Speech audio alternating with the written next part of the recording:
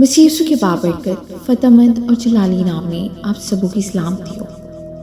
अजीज़ों, खुदावंद आप सबके साथ हो। खुदावंद आप सबको बरकत दे। आमीन। आज का दिन खुदावंद हम सबों के लिए मुबारक करे। आमीन। हर एक की परेशानी मुश्किलात यीशु के पाक नाम से जाती रहे। आमीन। आइए अजीज़ों, आज हम कलाम मुक़द्दस में से पढ़ेंगे लूका की इंजील उसका 9 बाब।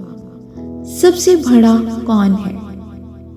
कलाम मुक़द्दस में यूं मरकूम है, फिर उनमें ये बहस शुरू हुई कि हम में से बड़ा कौन है।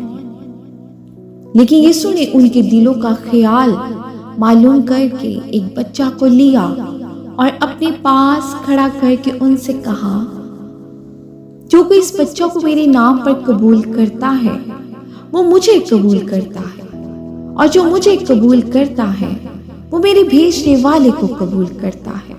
हालेलुया। क्योंकि जो तुम में सबसे छोटा है वही बड़ा है। आमीन।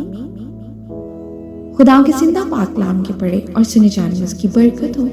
खुदावंद का शुक्र हो। अजीजों, आज के कलाम के वसीला से खुदावंद आपको ढेरों ढेर बरकत दे। आमीन।